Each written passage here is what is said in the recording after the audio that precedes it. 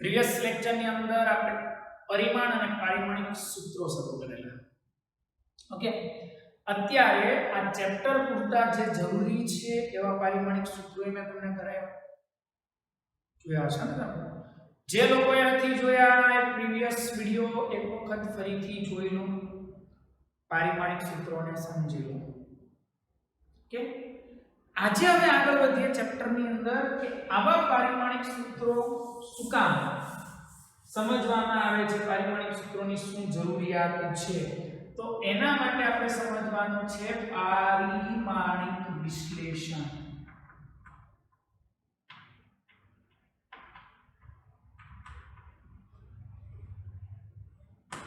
પારિમાણિક વિશ્લેષણ એટલે શું પહેલા એ સમજી લો. તો કે દોસ્તો, પારિમાણિક સૂત્રનો ઉપયોગ કરીને તમે કેટલીક વસ્તુ સાબિત કરી શકો છો, કેટલીક વસ્તુ જાણી શકો છો. તો પારિમાણિક સૂત્રનો ઉપયોગ કરીને જે વસ્તુ જાણવામાં આવે છે એને પારિમાણિક વિશ્લેષણ કહેવાય. ઇન શોર્ટ, પારિમાણિક સૂત્રના ઉપયોગથી જે કંઈ થાય એ પારિમાણિક વિશ્લેષણ કહેવાય. ચાલો, પારિમાણિક વિશ્લેષણની અંદર આપણે બે વસ્તુ સમજવાની છે, જેમાં પહેલું છે કોઈ પણ સમીકરણની યથાર્થતા, ઇન શોર્ટ સુસંગતતા તપાસી શકાય. પારિમાણિક સૂત્રથી કોઈ પણ સમીકરણની યથાર્થતા આપણે ચેક કરી શકીએ. સમીકરણ યથાર્થ છે કે નહીં, સમીકરણ સાચું છે કે નહીં આપણે જાણી શકીએ. દોસ્તો, આ પારિમાણિક વિશ્લેષણની કેટલીક મર્યાદાઓ છે, આપણે પછી લઈશું. જો કે સિલેબસમાં નથી આવી, પણ હું તમને ભણાવી દઈશ. એટલે ઘણાને અત્યારે મગજમાં એવા સવાલ થશે, સાહેબ શું બધા સૂત્ર વિશે માહિતી મળે? નહીં, નેવર. પારિમાણિક વિશ્લેષણની કેટલીક મર્યાદાઓ છે, હું પછી તમને સમજાવીશ. આ વિશ્લેષણ સમજી લો પહેલા, પછી ચાલો પહેલા સમજો સમીકરણની યથાર્થતા તપાસી શકાય. સમીકરણ યથાર્થ છે કે નહીં, સમીકરણ સુસંગત છે કે નહીં, તમે પારિમાણિક સૂત્રોથી જાણી શકો. કઈ રીતે જાણી શકો? આપણે એક એક્ઝામ્પલ લઈએ તો તમને વધારે આઈડિયા આવશે. ચાલો, માનો કે તમને સૂત્ર આપ્યું છે x = x0 + v0t + 1/t². આવું આપ્યું છે, તમને કીધું સમીકરણ યથાર્થ છે કે નહીં તપાસો. આ સમીકરણ સાચું છે કે નહીં ચેક કરો. કઈ રીતે ચેક કરવાનું સમજો દોસ્તો. પહેલા છે આને ગણિતના દાખલા નહીં સમજાવો. ડાબા અને જમા. આ ડાબા અને જમા. ડાબામાં કેટલા પદ છે? 1. જબામાં કેટલા પદ છે? 3. તો સાહેબ આપણી પાસે ટોટલ કેટલા પદ થઈ ગયા? 4. ચારે ચારના પારિમાણિક સૂત્ર જુઓ. જો ચારે ચારના પારિમાણિક સૂત્ર સમાન હોય તો સમીકરણ યથાર્થ છે એમ કહેવાય. ચારે ચારના પારિમાણિક સૂત્રો સમાન હોય તો સમીકરણ યથાર્થ છે એમ કહેવાય. હું તમને પહેલી મર્યાદા અહીંયા શીખવાડી દઉં. જો આપણે લખવાની નથી, સિલેબસમાં નથી, હું શીખવાડી દઉં. ઘણા આવશે માની મર્યાદા એવી છે, સમીકરણની યથાર્થતા તપાસો તો તમને જે કંઈ રાશિઓ આપી હોય એની માહિતી મળે. અહીંયા મેં વનાફ લખી દો, વનાફની કોઈ ખબર ન પડે. હું અહીંયા 3/2 લખી નાખું, તમને કઈ ખબર પડે નહીં. એટલે રાશિઓની યથાર્થતા ખરેખર તો આમાં સમજ પડે છે, પણ આપણે તો સિલેબસ પ્રમાણે જઈશું સમીકરણની યથાર્થતા. ચાલો ચેક કરીએ. ચાલો, આની ડાબી બાજુમાં કયું પદ છે? x. જો આ બધા જ પદના નામ તમને આપ્યા છે, ટેન્શન ન લેતા. પરીક્ષામાં આવું કોઈ સૂત્ર આપી દે, કહી દે કે સમીકરણ યથાર્થ છે કે નહીં ચેક કરો, તો એમાં લખ્યું હશે જ્યાં x એટલે અંતર, x0 એટલે પ્રારંભિક અંતર, v0 એટલે પ્રારંભિક વેગ, t એટલે સમય ને એટલે પ્રવેગ, આવું લખીને આપશે. પારિમાણિક સૂત્ર તો તમને જ આવડવા જોઈએ. હા, ઓકે. ચાલો, ડાબામાં x એટલે અંતર બોલો. અંતરનું પારિમાણિક સૂત્ર, અંતર એટલે એનો એકમ metre, m0l1 t0, m0l1 t0. ચાલો, હવે જમણી બાજુમાં જઈએ દોસ્તો. જબામાં 3 પદ છે, તો જબાનું પ્રથમ પદ લો. પ્રથમ પદ શું છે દોસ્તો? x0. x0 એ શું છે? અંતર. ભલે ને ભલે પ્રારંભિક હોય કે અંતિમ, એની સાથે પણ લેવા દેવાનું. અંતર છે ને, અંતરનો એકમ તો મીટર જ ને. ચાલો બીજું પદ લઈ લો, દ્વિતીય પદ v0t, v0 એટલે વેગ. ચાલો વેગનું પારિમાણિક સૂત્ર બોલો, m0 l1t - 1. પારિમાણિક સૂત્ર આવડવા જોઈએ, ન આવડતા હોય તો પ્રીવિયસ વિડિયો જોઈ લેજો. શુદ્ધ ગુજરાતીમાં કહી દો, ગોખવા પડે તો ગોખી નાખજો, પણ આવડવા જોઈએ. વેગ એટલે મીટર પ્રતિ સેકન્ડ, મીટર પ્રતિ સેકન્ડ એટલે t - 1. સમય એટલે t1. સાદું રૂપ આપો તો ઠીક. ચાલો ત્રીજું પદ 1/t². 1/2 में तो है नहीं, प्रवेग, प्रवेग એટલે મીટર પ્રતિ સેકન્ડ સ્ક્વેર. સમયનો વર્ગ 2 - 2 ગયા. જો તો દોસ્તો ડાબા L1, જબામાં પહેલું L1, બીજું L1, ત્રીજું L1, બધા સમીકરણ એટલે અહીંયા લખવાનું ડાબા બરાબર જબા હોવાથી સમીકરણ સુસંગત છે અથવા યથાર્થ છે. સાચું છે. પણ ખરેખર તો દોસ્તો ઓફિશિયલ રીતે ન કહેવાય, એનું કારણ છે. અત્યારે મેં લખ્યું સૂત્ર સાચું છે, આપણે ચેપ્ટર 3 માં ભણશું. આ સાચું છે, પણ હું ભૂલમાં અહીંયા 3/2 કરી નાખું ને તો સૂત્ર ખોટું થઈ જાય. પણ હું તમને એમ કહું હું અહીંયા 3/2 કરું, તમારા પારિમાણિક સૂત્રમાં કઈ ફેર પડશે નહીં. તમે તો રાશિના જ લખશો ને, આના થોડા લખવું. તો આનો મતલબ કેવો છે કે હું અહીંયા 3/2 કરી નાખું કે 5/2 કરી નાખું કે 8/2 કરી નાખું, તમને તો જવાબ મળશે સમીકરણ યથાર્થ છે. ખરેખર ખોટું બને. કારણ કે સૂત્ર સાચું આનું આ છે, x = x0 v0t + 1/t². નવમામાં ભણ્યા છો અચળ પ્રવેગી ગતિ, એનું સૂત્ર છે 1/t² સાચું પડે. પણ જો હું આવી કિંમત ફેરવી નાખું તો એ ખોટું થાય ને. એટલે મર્યાદા છે. મળે છે સાચી ઇન્ફોર્મેશન છે એવું જરૂરી નથી. અહીંયા તમને રાશિઓની યથાર્થતા ખરેખર મળતી હોય છે. પણ હવે આપણને તો આ રીતે જવાનું છે એટલે હજી એકાદું ઇક્વેશન લઈ લો જેથી તમને વધારે મજા આવશે. ઓકે,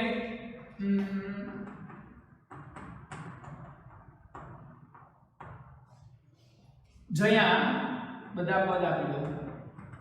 કે છે ગતિ ઊર્જા, એમ છે દળ અને બી છે વેગ. ચાલો તમને કીધું યથાર્થ છે કે નહીં ચેક કરો. ચેક કરો. ડાબામાં છે કે એટલે ગતિ ઊર્જા m1 l2 t - 2 બળ અને ઊર્જા અડધી રાતે ઉઠાડે એટલે આવડવા જોઈએ. આવું મેં 2 વાર કીધું. ચાલો જોબા ના અમે બના ખાડો એટલે ખરેખર તો બના બરાબરની ખબર પડે નહીં, આ તો લખવું પડે. દળ m1 l0 t0 આ 0 વાળા નો લખો ચાલે. વેગનો વર્ગ, વેગ મીટર પ્રતિ સેકન્ડ એનો વર્ગ. આને પેલા ખાલી m1 લખી લેજો, 0 વાળા તો લખતો દોસ્તો. L2 t - 2. હાલો m ના ઘાતનો સરવાળો કરો. 1 અને 0 એટલે એક ઘાત જ થઈ. યાદ છે ને, આધાર અલખા તેની ઘાતનો સરવાળો થાય. ભાગાકાર હોય તો બાદબાકી થાય, આ ગુણાકાર એટલે સરવાળો થાય. આ ડાબા બાજુ m * t - 2 જબર m * t - 2 સમીકરણ યથાર્થ છે, સુસંગત છે. જો બનાવની જગ્યાએ બીજું કંઈક નાખો તો તમને તો શું મળે? યથાર્થ છે, ખરેખર ન હોય. ક્લિયર? સમજ પડી? એટલે આ રીતે તમે સમીકરણ યથાર્થ છે કે નહીં પારિમાણિક સૂત્રથી જાણી શકો. અને દોસ્તો આ મેં જે સોલ્વ કરાવ્યું આપણું ચોપડીનું ઉદાહરણ નંબર 2.15 થઈ ગયું. ઉદાહરણ નંબર 2.16 તમારે જાતે કરવાનું છે. એમાં આવા 4 સૂત્રો આપ્યા છે જે ચેક કરો યથાર્થ છે કે નહીં. બધી જ રાશિના નામ તમને એમાં લખીને આપી દીધા છે કે કઈ રાશિ શું છે. જાતે ચેક કરો. આવડશે? સમીકરણ યથાર્થ છે કે નહીં ખબર પડી. બસ. એટલે આ પહેલું વિશ્લેષણ થયું. બીજું વિશ્લેષણ, કોઈ પણ ભૌતિક રાશિનો અન્ય રાશિ સાથે સંબંધ દર્શાવતું સમીકરણ મેળવી શકાય. ભૌતિક રાશિનો અન્ય રાશિ સાથે સંબંધ દર્શાવતું સમીકરણ મેળવી શકાય. ઓકે, કઈ રીતે એક્ઝામ્પલ લઈએ આપણે એક સરસ. ચાલો, તમને રકમ આપવામાં આવી, તમને એવું કહી દીધું કે કોઈ એક સાદા લોલકનો આવર્તકાળ એ લોલકની લંબાઈ અને ગુરુત્વ પ્રવેગ પર આધારિત છે. આની રકમ લખીને આપશો. તો તેના આવર્તકાળનું સૂત્ર મેળવો જ્યાં અચળાંક k બરાબર 2π લો. જો આની એક મર્યાદા છે. આની એક મર્યાદા એવી છે સાહેબ, તમે સમીકરણ મેળવો ને અન્ય રાશિ સાથે, એમાં જે કાંઈ અચળાંક આવે ને જો બનાવ છે ને અચળાંક કહેવાય. અચળાંકની માહિતી આપણને પારિમાણિક સૂત્રથી ન મળે. ઓબ્વિયસ, એને પારિમાણિક સૂત્ર હોય જ નહીં, ક્યાંથી મળે? એટલે બીજી મર્યાદા થઈ. એક તો આમાં થઈ ગયું ને સંખ્યાકીય સંબંધોની માહિતી ન મળે, એમાં અચળાંકની માહિતી ન મળે. પછી એક મર્યાદા છે, પછી સમજાવું. બે ખબર પડી ગઈ. આ જે મર્યાદા છે અહીંયા અચળાંક તમને આપવું પડશે. મેં કીધું રકમ સાદા લોલકનો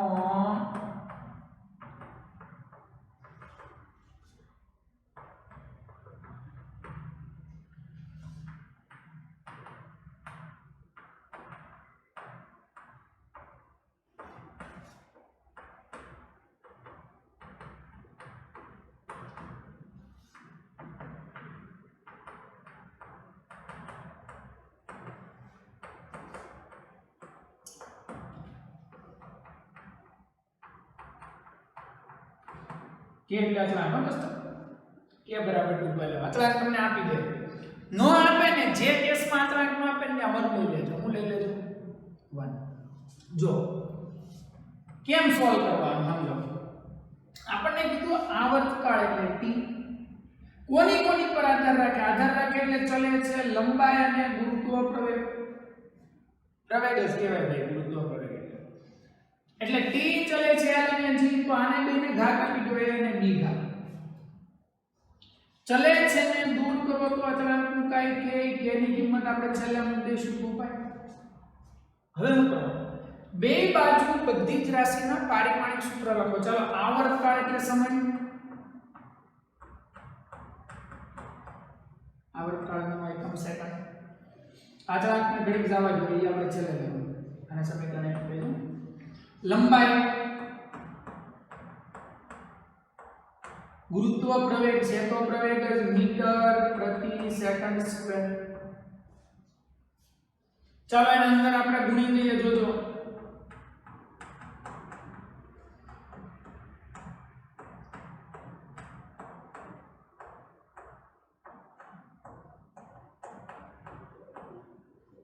આધાર સરખાઈને ઘાતનો સરવાળો છે. આ બાજુમાં લખો બરાબર છે. ચાલો m વાળાની ઘાતનો સરવાળો l ની dt ની 0 0 l ની ઘાતનો સરવાળો કરો a અને b એટલે a + b. dt ની ઘાતનો સરવાળો કરો 0 - 2b એટલે -2b. ચાલો બે બાજુ ઘાતાંકોને સરખાવતા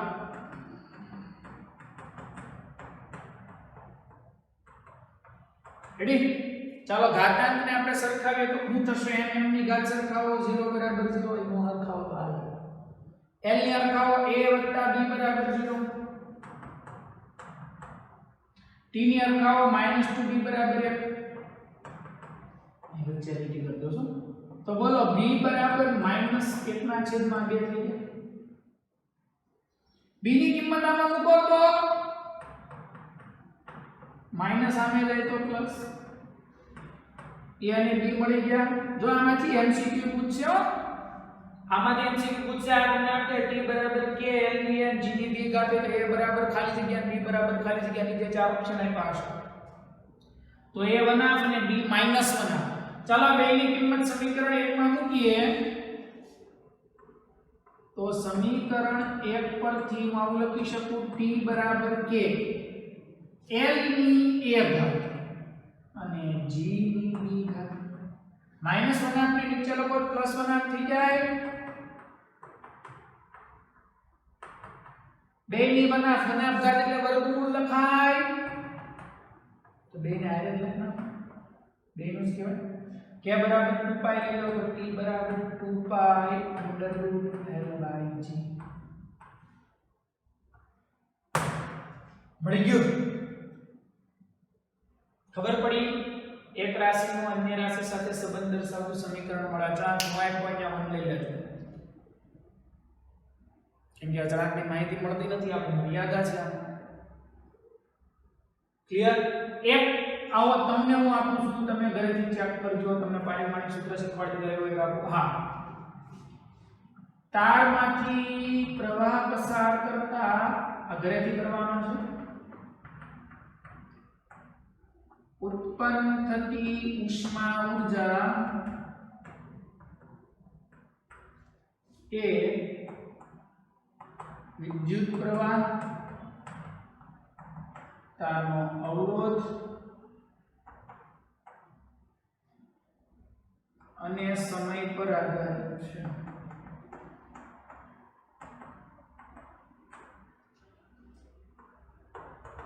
તો ઉષ્મા ઊર્જાનું સૂત્ર મેળવો. આ સૂત્ર તમે ભણી ગયા છો, પણ આપણે આ રીતે સાબિત કરવાનું. છેલ્લો જવાબ આવશે એટલે તમને નવાઈ લાગશે.